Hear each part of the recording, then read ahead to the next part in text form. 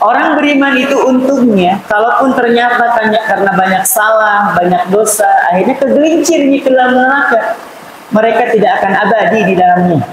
Jadi orang beriman itu tidak akan abadi. Adalah Nabi SAW pernah bercerita. Jadi kalau ditanya, Ustaz, ini hadisnya dari mana? Hadisnya ini diriwayatkan oleh Imam Ahmad dan juga Imam Tirmidzi. Dan derajatnya sahih sebagaimana yang disampaikan oleh Syekh Syuaib Al-Arnaud. Jadi Imam Ahmad meriwayatkan hadis ini. Hadis tentang apa? Hadis tentang bitokoh. Hadis tentang kartu. Kalau di Indonesia, kalau jamaah sekalian mencari, nanti kalau teman-teman sekalian di sini mau mencari di Google misalnya, mesin pencarian, hadis kartu ajaib, itu pasti keluar tentang hadis ini. Nabi SAW bercerita, pada hari kiamat nanti ada seorang hamba Allah yang dipanggil pada hari kiamat. Dipanggil pada hari kiamat. Lalu diserahkan kepadanya 99 kartu yang berisikan tentang amalan. Tentang amal perbuatannya, 99 kartu. Maka satu kartu itu diambil oleh Allah, kemudian dibentangkan itu sejauh mata memandang, isinya dosa. Kebayang ya? Jadi ada satu kartu, kemudian dibukakan oleh Allah, ketika dibentangkan itu sejauh mata memandang. Itu isi apa catatannya? Dosa semuanya. Itu baru satu catatan. Padahal yang Allah serahkan itu 99 catatan. Dan Allah memberikan pertanyaan yang sederhana. Apa pertanyaannya? Adakah keburukan yang di sini engkau tidak melakukannya? Tidak ya Allah, semua sudah kulakukan. Atau mungkin ada kekeliruan dalam mencatat. Ada kekeliruan malaikatku dalam mencatat amalanmu. Dia mengatakan tidak ya Allah, itu sudah sesuai. Aku melakukan keburukan semuanya. Maka setelah diakui semuanya, Allah kemudian memberikan pertanyaan untuk kali yang ketiga. Tidakkah engkau memiliki kebaikan barang sedikit? Coba. Jadi orang ini punya 99 catatan. Satu catatannya itu sejauh mata memandang dan isinya dosa, dan semuanya dosa. Ini yang menyisakan 98 itu semuanya adalah dosa. Ketika mendapati pertanyaan yang sesederhana itu, apakah engkau tidak memiliki kebaikan barang sedikit? Dia mengatakan tidak ya Allah. Karena memang kenyataannya tidak, semuanya dosa. Apa kata Allah? Engkau masih memilikinya, barang sedikit. Apa itu ya Allah? Buka dalam satu kartu itu. Maka Allah memberikannya kartu, satu kartu ini. Ini yang dinamakan dengan hadis bitokoh, hadis tentang kartu. Kata hamba Allah ini mengatakan dia, ya Allah, malu. Hamba malu untuk membukanya. Kenapa? Satu catatan aja sudah seperti itu. Kata Allah, buka. Ya Allah, malu ya Allah. Kata Allah apa? Buka. Maka dibuka satu kartu itu yang ternyata di dalamnya ada satu kalimat asyhadu alla ilaha illallah wa asyhadu anna muhammadan abduhu wa rasuluh. Masih punya iman ya mas kalian. Dan satu kebaikan tadi di iman tadi mampu ditukar dengan 99 catatan keburukannya. Dan Allah tidak berlaku zalim kepada hamba-hambanya yang beriman. Kalau orang beriman itu melakukan kesalahan, wajar. Jatuh lagi ke dalam kesalahan juga wajar. Yang nggak wajar itu adalah orang beriman yang sudah nggak punya banyak kesalahan, tapi dia putus asa dari rahmat Allah. Nggak mau kembali, itu yang paling buruk. Kalau kita datang kepada Allah dengan membawa kesalahan sebanyak apapun, selama kita masih punya iman. Makanya nikmat iman ini kalau sampai tercerabut dalam hati kita, kita menjadi orang yang paling merugi. Yang kedua bisa kita lihat dalam hadis Bukhari dan Muslim. Ketika Nabi SAW bercerita tentang apa? Tentang orang yang paling terakhir dikeluarkan dari dalam neraka, dan dia menjadi orang yang paling terakhir masuk ke dalam surga. Ini Nabi yang cerita ini. Saya hanya sebatas penyambung lidah. Nabi menyampaikan seperti ini. Allah itu meminta kepada malaikat yang sedang menyiksa hamba-hambanya itu, orang-orang yang ada di dalam neraka itu, Allah menyampaikan, cari di antara hambaku yang masih memiliki iman dan keluarkan mereka dari dalam neraka. Mereka cari itu. Dan malaikat mengatakan, gak ada ya Allah, semua orang beriman, semuanya sudah masuk ke dalam surga. Udah habis. Apa kata Allah gali? Digali ke neraka dan tidak dijumpai apa yang Allah maksudkan. Kata malaikat, ya Allah, habis orang yang beriman semuanya sudah masuk ke dalam surga. Dan Allah tahu masih ada menyisakan di antara hamba Allah yang masih punya iman. Kata Allah, gali sampai fiddarkil asfali minan nar, sampai kerak neraka yang paling dalam. Digali jamaah sekalian tuh neraka sampai kerak-keraknya. Tuh aspal ya. Yang kita kenal aspal itu apa? Aspal cairan hitam. Ya, memang dia kedudukannya paling bawah. Jadi dikeruk sampai neraka yang paling dalam, ditemukan satu makhluk yang sudah tidak jelas lagi bentuknya. Bagaimana redaksi hadisnya? Dia keluar sambil merangkak jamaah sekalian. Dan dia pun masuk surga sambil merangkak. Itulah yang diceritakan oleh Nabi SAW tentang orang yang paling terakhir masuk ke dalam surga, dan dia menjadi orang yang paling terakhir keluar dari dalam neraka. Gak ada kebaikannya. Terus apa yang membuat dia bisa keluar dari dalam neraka? Dia masih punya iman di dalam hatinya. Itu aja. Selebihnya gak ada kebaikannya, udah habis. Orang buktinya aja malaikat aja sampai gak tahu bahwa ada hamba Allah yang masih tersisa di kerak neraka yang paling dalam. Tapi dia masih punya iman. Itulah yang menyebabkan dia bisa keluar dari dalam neraka. Dan hadis inilah yang membuat Abu Bakar As-Siddiq itu pingsan. Kenapa pingsan? Ketika siuman ditanya, wahai Abu Bakar, kenapa engkau pingsan? Apa kata Abu Bakar? Aku khawatir, wahai Rasul, yang sedang engkau ceritakan itu adalah diriku. Itu sekelas Abu Bakar yang kita bisa lihat dalam kitab Nasaihul Ibad ketika Syekh Nawawi Al-Bantani menukil satu hadis Nabi SAW, percakapan Nabi dengan malaikat Jibril. Nabi bertanya kepada malaikat Jibril, wahai Jibril, gambarkan kepadaku tentang kebaikannya Umar bin Khattab.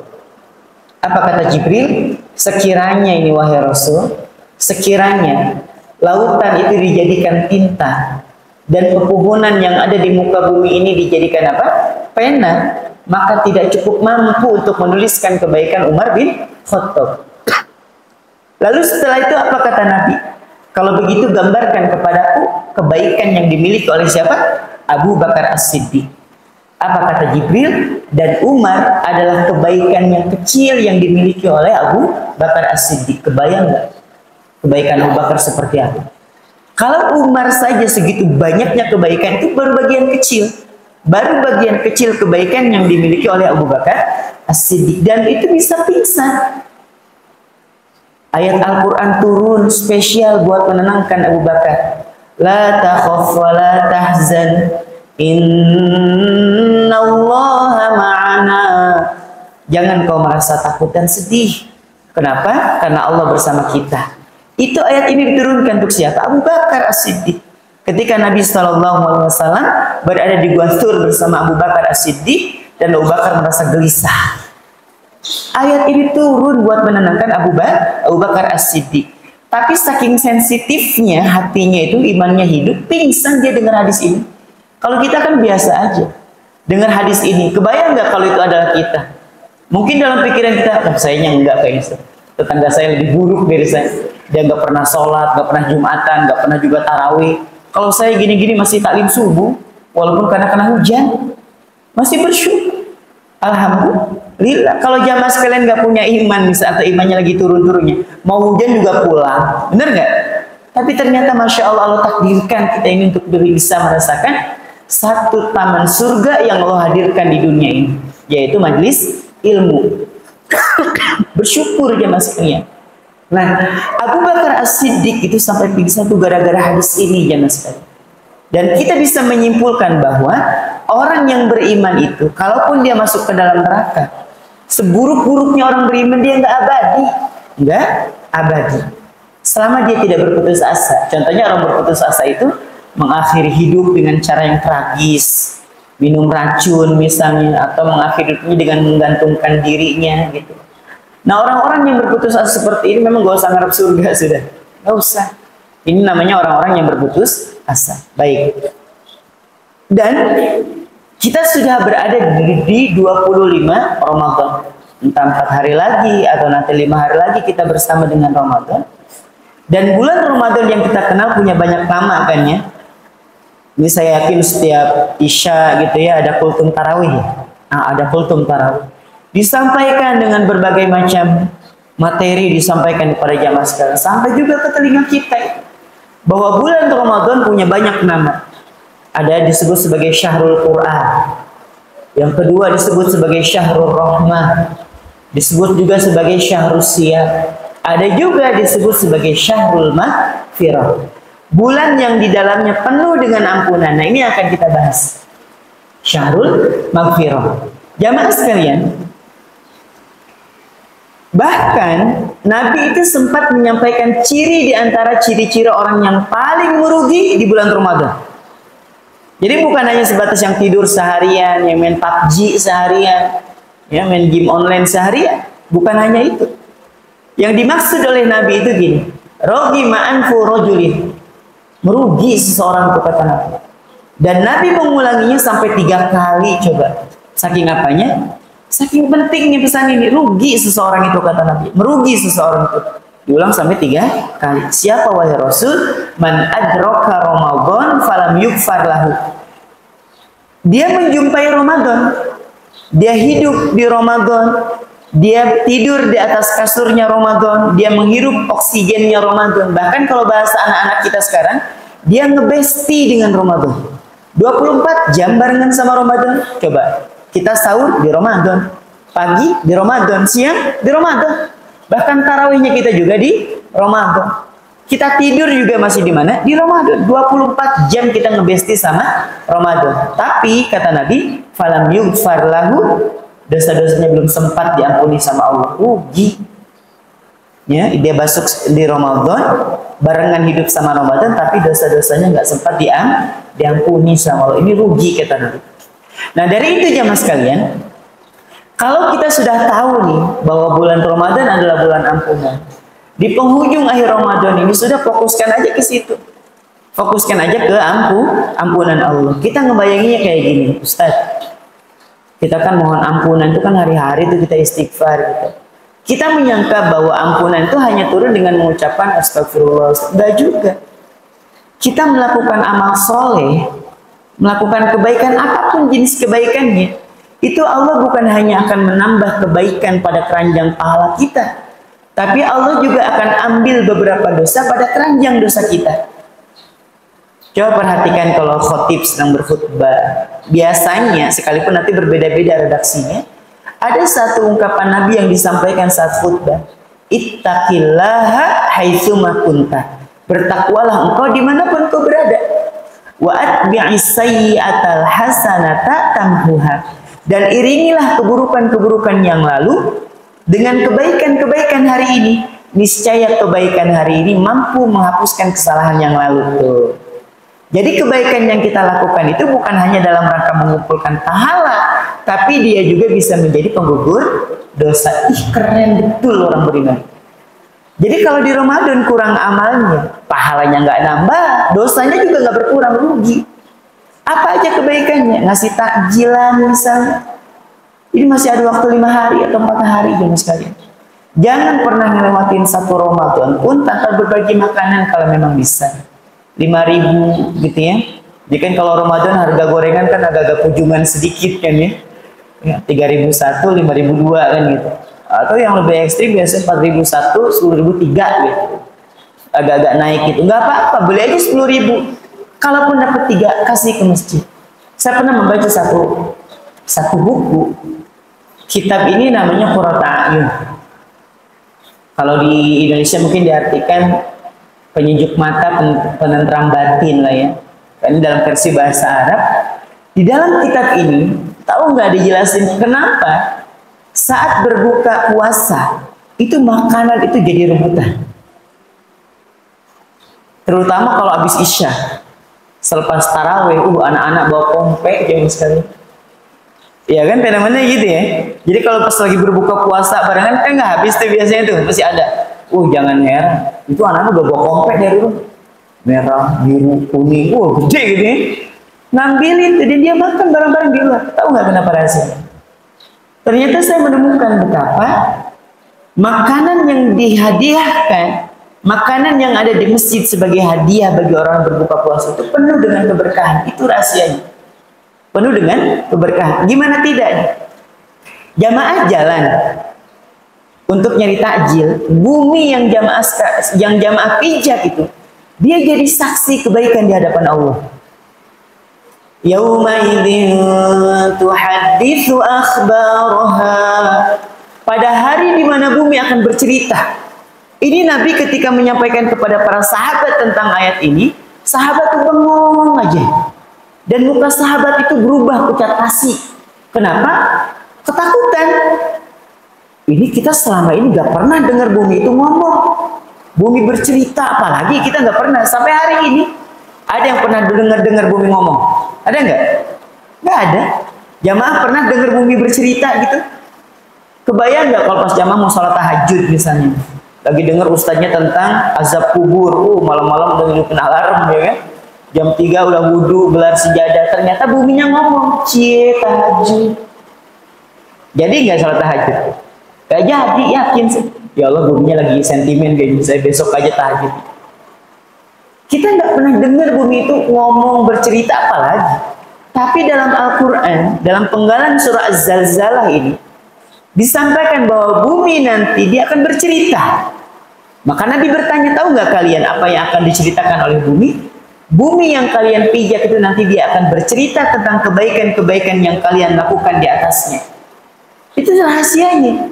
Jadi saat orang tuh pergi ke tempat jualan takjil itu, bumi itu, ya Allah si fulan ini nginjak saya untuk beli takjil, ya Allah si fulan jadi saksi kebaikan, ya Allah si fulan ini membeli di tempat ini, dibagikan di sana.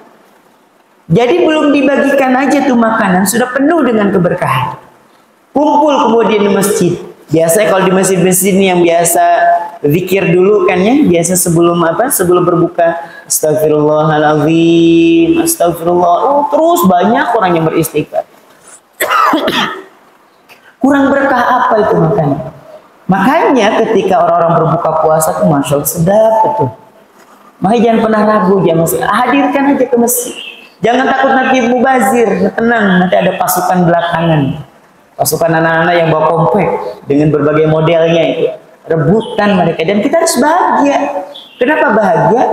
Nih, orang-orang yang menyediakan takjil itu kebahagiaannya itu double. Dia bahagia memberikan kebaikan, Allah mencatatnya sebagai kebaikan. Orang yang makan juga mendoakan kebaikan. Bahkan apa kata Nabi SAW? Orang yang memberikan bukaan kepada orang yang sedang berpuasa, dia mendapatkan pahala yang sama seperti orang yang sedang berbuka puasa tanpa mengurangi pahala orang yang sedang berbuka puasa tadi. Keren, asli keren. Jadi yang membedakan apa? Keberkahan. Saya yakin jamaah yang di BDS 2 ini ya, di BDS 2 ini, jamaah Masjid Al-Hidayah, saya yakin wajah-wajah orang-orang yang pusing caranya ngabisin duit kan. Kalau di jamaah sana mungkin wajah-wajahnya bingung nyari duit, di sini wajah-wajah bingung ngabisin duit rata-rata. Ini bahasa kitanya, nah nggak usah rebutan di masjid, bapak belikan juga bisa, bener kan? Jangankan 10, nah lele-lelenya juga kalau jual rombongnya bapak beli bisa, bener kan? Kenapa anak-anak kita sabar rebutan di masjid? Berkah jemaah sekalian, berkah. Saya juga waktu baca ini kitab Qurratu A'yun, masya Allah, baru kebuka, keren sekali ternyata orang-orang yang berbuka puasa di masjid, orang-orang yang menghadiahkan orang berpuasa dengan takjil, keren jemaah sekalian. Mumpung masih ada 4 atau 5 hari ke depan berbagi takjil, gak mesti di sini, di luar bisa di musola, di surau, di mana aja berbagi. Nanti bumi akan menjadi saksi kebaikan di hadapan Allah. Baik. Karena kita sedang berbicara tentang apa? Tentang syahrul maghfirah. Ingat tadi kaidahnya, saat kita sedang melakukan kebaikan, Allah bukan hanya akan menambah pahala kita, tapi Allah juga akan menggugurkan dosa kita. Maka merugi kata Nabi, kalau di Ramadan dia gak ngapa-ngapain, rugi betul. Rugi. Ya, kalau sampai dosa-dosanya belum sempat diampuni. Baik, kita lanjutkan. Ada satu hadis qudsi. Hadis qudsi itu gini. Firman Allah yang disampaikan kepada baginda Nabi SAW, tapi tidak termaktub di dalam Al-Quran. Saya ulangi ya, firman Allah yang disampaikan kepada Nabi, tapi tidak termaktub atau nggak ada dalam Al-Quran. Tapi sumbernya dari mana? Dari Allah. Cirinya apa? Cirinya kalau Nabi bersabda, Nabi akan mengatakan qala ta'ala, Allah berfirman. Allah berfirman. Jadi dari mana? Dari Allah. Tapi nggak ada dalam Al-Quran. Itu namanya hadis qudsi. Imam Nawawi dalam hadis Arba'in, hadis yang ke-42 atau hadis yang terakhir, itu ada satu hadis qudsi firman Allah Subhanahu wa taala yang disampaikan oleh Nabi kepada kita. An Anas bin Malik, dari sahabat Anas bin Malik radhiyallahu anhu, mudah-mudahan Allah meridhoi keduanya. Tahu Anas bin Malik? Anas bin Malik itu adalah seorang anak yang diserahkan kepada Nabi di usia 9 atau 10 tahun oleh ibunya. Ya Rasulullah, aku ini nggak punya apa-apa untuk disedekahkan, nggak punya harta yang berlebih gitu ya untuk disedekahkan. Ini kata siapa? Ummu Sulaim. Ummu Sulaim itu ibunya Anas bin Malik. Berarti bapaknya Malik ya, bapaknya Malik, ibunya Ummu Sulaim. Tapi wahai Rasul, aku punya anak nih, usianya 9-10 tahun, maka kuserahkan anak ini kepada engkau. Biarkan dia berkhidmat kepada engkau wahai Rasul. Coba anak 9-10 tahun diserahkan kepada Nabi. Dan beliau membersamai sekitar 10 tahun ya. Makanya kita kenal satu hadis dari beliau itu, aku tuh barengan sama Nabi, dan Nabi itu gak pernah marah gitu, gak pernah mencela, gak pernah meninggikan suara. Itu 10 tahun loh. Kalau kita ngikut orang, kita mesti jaim-jaim gitu kan. Bisa kita punya khodimat atau asisten rumah tangga baru, kita mau agak-agak ini juga, agak masih jaga-jaga kehormatan diri, jaim gitu kan. Ini 10 tahun gimana cara jaimnya? 10 tahun, apa kata Anas bin Malik? Aku nggak pernah dengar Nabi itu berteriak, Nabi itu marah enggak, membentak tuh enggak ada. Nah, Anas bin Malik ini meriwayatkan satu hadis dari Nabi. Sami'tu Rasulullah sallallahu alaihi wasallam yaqul. Aku pernah mendengar Nabi sallallahu alaihi wasallam bersabda. Qala ta'ala, Allah berfirman. Jadi di dalam hadisnya itu Nabi mengatakan apa? Allah berfirman. Jadi ini adalah hadis qudsi. Apa firman Allah dalam hadis ini? Ya bena Adam, wahai kalian anak keturunan Adam. Wahai kalian anak keturunan Adam. Ini untuk kali sekian yang saya sampaikan di tempat ini. Mudah-mudahan dengan disampaikan hadis ini berulang-ulang, fadzakir fa inna dzikra tanfa'ul mu'minin. Berilah peringatan terus saja kepada orang-orang yang beriman, karena nasihat itu, peringatan itu sangat bermanfaat bagi orang beriman. Mudah-mudahan membekas pesan ini. Apa kata Allah? Wahai kalian anak keturunan Adam, innaka mada'autani wa rojautani ghafartu laka. Selama kalian masih mau berdoa, masih mau menaruh harapan kepadaku, ghafartu laka, ku ampuni engkau. Kalau di sini mungkin berhenti hadisnya, kita akan mengatakan biasa aja, atau memang kita tahu bahwa Allah Maha Pengampun. Tapi menarik itu ketika Allah melanjutkan dengan menyampaikan ala maka minka wala ubali. Dan aku tidak peduli, kata Allah, seberapa banyak dan seberapa besar dosa yang kalian lakukan. Gak peduli. Nah, manusia itu punya tabiat. Apa tabiatnya? Kalau sudah melakukan kesalahan yang kecil, cenderung untuk melakukan kesalahan yang besar. Itu manusia. Dan Allah melanjutkan, ya bena Adam, wahai kalian anak keturunan Adam. Nih, para ulama menyampaikan, kalau ada orang dipanggil dengan panggilan bapak moyang, itu panggilan kemuliaan dan sekalian. Jadi Allah sedang memuliakan kita dengan panggilan ini. Wahai kalian anak keturunan Adam. Lau balagot dzunubuka ananas sama, sekiranya dosa kalian kutumpuk, dosa engkau tuh kutumpuk, dan tumpukannya sampai ke langit. Kebayang? Dosa kita ditumpuk sampai kemana? Ke langit. Kita ngelihat tumpukan sampah aja mual. Ya kan? Jijik, bau, kotor, gak nyaman hidup. Coba aja deket-deket dengan tong sampah, bak sampah, gak nyaman hidup. Bau, ya kotor gitu. Dan ini yang ditumpuk ini bukan tumpukan sampah, tapi tumpukan dosa kita. Dan itu dosanya sampai ke langit. Kita ngelihat tower tertinggi aja, ya Allah tingginya. Ini sampai ke langit itu dosa kita. Tapi apa kata Allah? Tsummastaghfartani, kemudian kalian mau saja mohon ampun. Engkau mau mohon ampun kembali. Ya Allah, saya banyak salah, banyak dosa. Ya Allah, maafkan dan ampuni saya. Saya hilaf ya Allah. Saya banyak keburukannya. Gitu aja tuh. Sesederhana itu ya mas kalian. Ghafartu laka, ku ampuni engkau. Ku ampuni engkau. Nggak cukup sampai di sini. Kenapa? Karena Allah tahu manusia punya tabiat. Kalau sudah melakukan kesalahan yang besar, cenderung untuk melakukan kesalahan yang jauh lebih besar. Nggak ada jamaah sekalian yang orang itu yang tiba-tiba atau ujuk-ujuk tuh zina tuh nggak ada. Orang tiba-tiba langsung melakukan perzinahan tuh nggak ada, tanpa dimulai dengan hal-hal yang sederhana. Melihat aurat, naik lagi nonton video porno, naik lagi berfantasi, naik lagi ke zina. Jatuh dia ke dalam zina sekali, lanjut tuh. Zina yang kedua, zina terus aja. Seperti itu manusia tabiatnya model kayak gitu. Padahal Allah itu sudah ngasih tahu dia dengan cara yang paling halus. Ada yang tahu nggak bagaimana cara Allah menghadirkan apa? Menghadirkan teguran yang paling halus saat seorang hamba itu melakukan keburukan? Allah hadirkan kegelisahan di dalam hatinya. Itu teguran yang paling halus ya mas sekalian. Ngerasa nggak kalau dulu mungkin, kalau sekarang kan di usia 30-40 nih ya, Masya Allah. Mungkin nggak ada kepikir buat maksiat yang neko-neko. Dulu saat masih muda mungkin. Bukan berarti menuduh jamaah sekalian melakukan dosa di masa muda, bukan. Dulu saat masih muda dulu. Saat kita melakukan satu keburukan, apapun jenis keburukannya, hati kita nyaman nggak? Enggak. Pasti nggak nyaman. Itu sesuai dengan fitrah. Apa kata Nabi Shallallahu Alaihi Wasallam? Idza sarratka hasanatuka wa sa'atka sayyi'atuka fa anta mu'min. Kalau dari kebaikanmu itu kamu merasa bahagia, jadi habis melakukan kebaikan itu merasa senang betul. Pernah nggak beli koran pinggir jalan? Sesekali mungkin pernah ya beli koran pinggir jalan. Kita kasih lebih, berapa ini 2.000, kita kasih 5.000. Makasih Pak, kita ikut apa? Bahagia ya. Itu fitrah. Ngasih ke orang nih, ini dia buat jajan, makasih ya Om ya.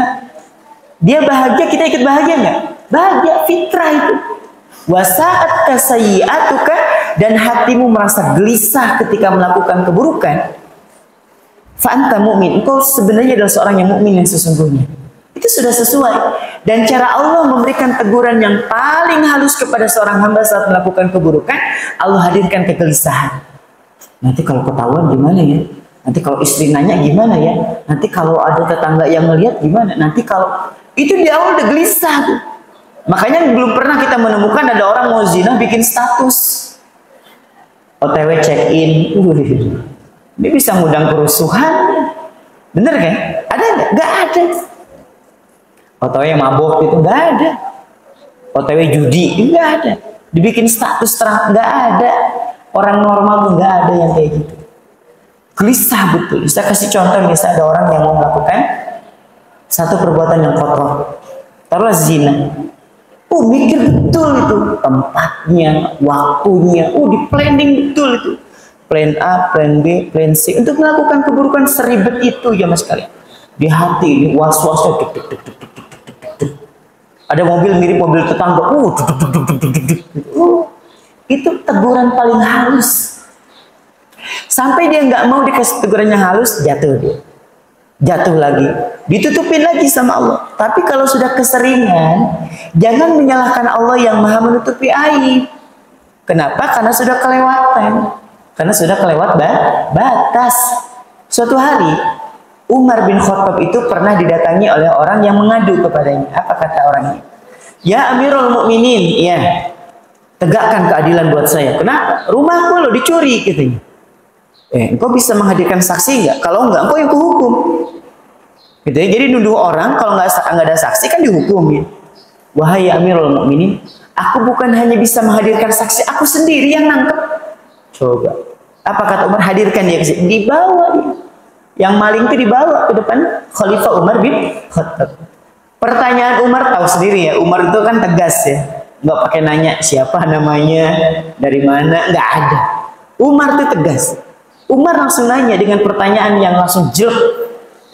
Berapa kali engkau melakukannya? Coba bayangin, nggak pakai ditanya, kamu kenapa muncul? Nggak ada. Berapa kali engkau melakukan ini? Baru sekali, wahai Umar. Bohong. Tidak mungkin. Baru 2 kali.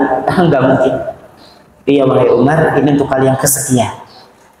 Untuk kali yang kesekian. Tahu nggak alasan Umar kenapa? Kalau engkau melakukannya baru sekali atau 2 kali, Allah masih memungkinkan untuk menutupi aibmu. Masih dimungkinkan untuk Allah menutup aibmu. Tapi kalau sudah terlampau berlebih nih, Allah akan buka itu. Dan itu pun bukti sayangnya Allah, jemaah sekalian. Ya, bukti sayangnya Allah supaya nggak kelewatan gitu. Udah ditegur dengan cara yang halus, nggak bisa. Ya udah aja dibuka tuh, aja kan malu tuh, aja biasa tobat habis itu. Paham ya? Itu cara Allah buat sayang sama seorang hamba. Nah, termasuk dalam hadis qudsi ini. Apa kata Allah selanjutnya? Karena tahu bahwa manusia itu memiliki tabiat yang buruk. Tabiatnya kalau sudah terjatuh ke dalam kesalahan yang besar, cenderung untuk melakukan kesalahan yang jauh lebih besar. Dan gak ada orang ujug-ujug itu langsung judi 100 juta, 200 juta. Mungkin kita dengar, masa sih ada? Datang dia setelah taklim kayak gini nih. Saya ceritakan tentang baiknya Allah. Datang dia. Udah selesai jam mau bubaran, dia datangin sengaja, mungkin di akhir karena mungkin malu. Dia cerita, Ustaz, saya terlilit hutang. Berapa? 300 juta aja mas sekalian. Kenapa? Bisnis gagal kah atau gimana? Judi bola dengan temannya 300 juta. Gara-gara dia terlalu yakin bahwa tim favoritnya ini, tim papan atas, bisa mengalahkan tim yang bawah lah. Paham ya? Dia yakin betul 300 juta, kalah 300 juta. Gak ada orang tuh langsung melakukan judi sampai sebanyak nominal itu tanpa dimulai dengan hal-hal yang sederhana. Dimulai dari cabutan lele-lele ya kan, yang 1000-an itu, yang hadiahnya permen. Itu udah 3 kali nyabut gak ada, udah 5 kali nyabut baru dapat permen, bahagia betul. Dapat hadiah, padahal hadiahnya 2.000, dia habis berapa? 5.000. Coba. Dan juga sama, tidak ada orang tuh langsung membunuh itu tanpa dimulai dengan hal-hal yang sederhana. Temperamen yang dipelihara, dendam kesumat yang nggak mau memaafkan, terus aja naik, akhirnya ngebunuh dia, gitu ya. Nah, dan Allah tahu itu, dan Allah nggak pengen diantara hamba-hambanya kemudian berputus asa. Maka Allah melanjutkan, apa kata Allah? Ya bna Adam, wahai kalian anak keturunan Adam. Panggilannya berubah nggak? Enggak, tetap dipanggil dengan panggilan mulia. Wahai kalian anak keturunan Adam, innaka law ataitani bi qurabil ardi khotoya. Sekiranya kalian datang kepadaku dengan membawa kesalahan sepenuh bumi. Sepenuh apa? Bumi. Kita pernah mendengar syair Abu Nawas. Penggalan syairnya itu, kalau jamaah dulu, saya termasuk yang orang kampung ini, itu biasa disenandungkan pas menjelang maghrib, ya kan? Menjelang azan isya, itu disenandungkan tuh syair Abu Nawas itu. Dan di salah satu penggalan syairnya ada Zunubi mithlu adadil limali. Ya Allah, dosa-dosaku bagaikan bilangan pasir di pantai. Ini kalau kita tahu arti itu nangis ya mas sekalian. Ya Allah, dosa-dosaku bagaikan bilangan pasir di pantai. Kenapa digambarkan dosa itu sebanyak bilangan pasir di pantai? Karena bilangan pasir di pantai bisa dihitung atau tidak? Enggak. Dan Allah menggambarkan lebih dari itu. Bukan hanya sebatas bilangan pasir di pantai dosa kita, tapi sepenuh bumi itu isinya dosa kita. Dan apa kata Allah? Summa laqitani la tusyriku bi syai'an. Kemudian kalian datang kepadaku, meninggal nih, berjumpa dengan Allah dengan tidak menyekutukan aku dengan apapun. Tidak menduakan Allah dengan benda keramat, tidak menduakan Allah. Nah, ini dia nih. Kalau kita nih di zaman modern kayak gini, nggak ada yang datang ke dukun rasa-rasanya, nggak ada kan? Nggak ada. Tapi kita ini menduakan Allah dengan cara yang lain. Menduakan Allah dengan pekerjaan, nggak sholat. Mendoakan Allah dengan atasan, nggak puasa. Mendoakan Allah dengan perniagaan, meninggalkan kewajiban-kewajiban. Gitu tuh. Mendoakan Allah dengan jasa yang ditawarkan. Ya Allah. kita menganggap bahwa pekerjaan, atasan, relasi, jasa yang ditawarkan, perniagaan itu sebagai sumber rezeki, ini juga jadi masalah. Jadi masalah. Kita meninggalkan kewajiban gara-gara apa? Pekerjaan. Meninggalkan kewajiban lagi jualan, Ustaz, gak bisa sholat. Allah. Yang ngasih rezeki siapa? Allah. Walaupun ini saya tidak mengatakan orang yang seperti ini jadi syirik, enggak. Ini hati-hati, jangan sampai menduakan Allah dengan apapun. Apalagi menduakan Allah dengan yang lain. Nah ini yang bahaya. Dia menduakan Allah dengan benda-benda keramat. Kalau nggak bawa ini, keberuntungan saya hilang dan udah lewatin aja itu. Apa kata Allah? Menutup pesannya dengan sebuah kalimat yang indah sekali. La ataituka biqurabiha magfiratan. Aku, kata Allah, akan menjemput engkau dengan ampunan sepenuh bumi. Jadi kita datang kepada Allah dengan membawa kesalahan sepenuh bumi, Allah jemput kita dengan ampunan sepenuh bumi. Impas, syaratnya 4. Masih mau berdoa, masih mau berharap, masih mau mohon ampun, dan yang keempat, tidak menyekutukan Allah dengan apapun. Masya Allah, Allah sayang sama kita. Nah, di bulan Ramadan ini, banyakin istighfar aja sudah. Kalau kita nggak punya, misalnya, ya Allah, saya nggak punya harta untuk disedekahkan, banyakin istighfar. Ya Allah, saya nggak punya apa lagi ya untuk beramal di Ramadan ini. Ya banyakin aja istighfar sudah.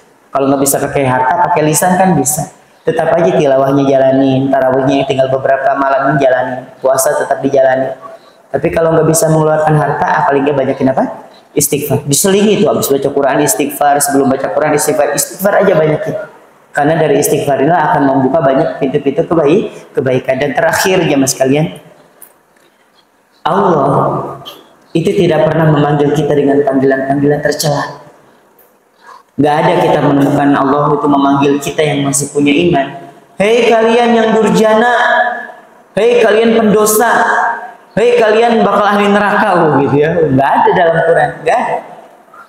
Selama mereka masih punya iman, selama kita masih punya iman, itu dipanggilnya dengan panggilan sayang.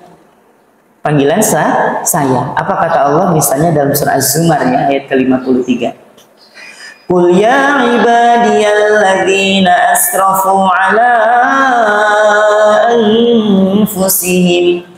Katakanlah wahai Muhammad kepada hamba-hambaku. Tuh kan dipanggilnya apa? Hamba. Wahai kalian hamba-hamba. Ya Allah, kukatakan kepada siapa? Kepada hambaku itu nah. Yang mana ya Allah yang kau panggil? Hamba yang model kayak mana yang kau panggil ya Allah? Alladzina asrafu ala anfusihim. Kepada hamba-hambaku yang telah melampaui batasnya. Tuh. Jadi melampaui batasnya dibelakangin, tapi panggilan sayangnya dikedepankan. Nah dari ayat ini, apakah Allah pengen mengazab? Enggak. Apakah Allah pengen nakut-nakuti kita dengan neraka? Ketika dipanggil, hei kalian hamba-hambaku yang telah melampaui batasnya, ku azab kalian nanti. Enggak. Apa kata Allah dalam ayat ini? La taqnatu min rahmatillah. Jangan kalian berputus asa dari rahmat Allah. Sekalipun yang dipanggil adalah orang-orang yang telah melampaui batas, tapi yang ditawarkan adalah jangan engkau berputus asa dari rahmat Allah. Kalau gambaran kitanya nih, saat kita dipanggil, sini. Enggak ya Allah, malu. Sini aja. Dosa saya numpuk ya Allah. Coba sini aja. Tapi kan saya sudah kelewat batas ya Allah dalam keburukan. Nggak apa-apa, sini aja. Terus kita datang tuh. Udah deg-degan banget nih kita mau diapain nanti sama Allah.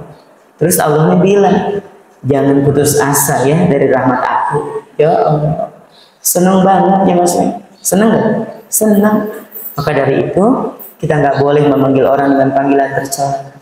Dia nggak sholat, kita doain mudah-mudahan Allah kasih hidayah. Jangan kita bilang ya wajar sih Ustaz, ahli neraka memang kayak gitu bentuknya. Ngeri, nggak boleh. Kita panggil mereka dengan panggilan sayang. Ajak aja terus ke masjid. Ya nggak usah baperan, ajak aja. Gitu ya, bisa dipahami ya? Jadi Allah itu sayang sama kita. Karena para ulama juga mengatakan kalau Allah tidak lagi mencintai dan menyayangi seorang hamba, Allah akan cabut nyawa dia saat dia sedang melakukan keburukan. Dan Allah belum menyabut kita nih.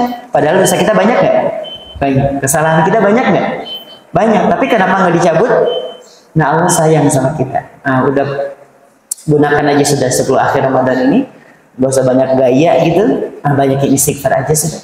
Banyakin mohon ampun. Mudah-mudahan Allah mengampuni dosa-dosa kita, Allah ampuni kesalahan-kesalahan kita, Allah muliakan kedua orang tua kita baik di dunia maupun di akhirat, dan mudah-mudahan dengan istighfar-istighfar kita Allah berkenan untuk menitipkan pasangan hidup yang baik, anak-anak yang soleh dan solehah. Dan kalaupun ternyata nih kita harus wafat, mudah-mudahan Allah wafatkan kita dalam keadaan saat sedang melakukan kebaikan dan dicatat sebagai orang yang meninggal dalam keadaan husnul khatimah. Amin ya rabbal alamin. Kita tutup dengan baca hamdalah. Alhamdulillahirabbil alamin. Doa kafaratul majlis. Subhanakallahumma wa bihamdik asyhadu an la ilaha illa anta astaghfiruka wa atubu ilaik. Assalamualaikum warahmatullahi wabarakatuh.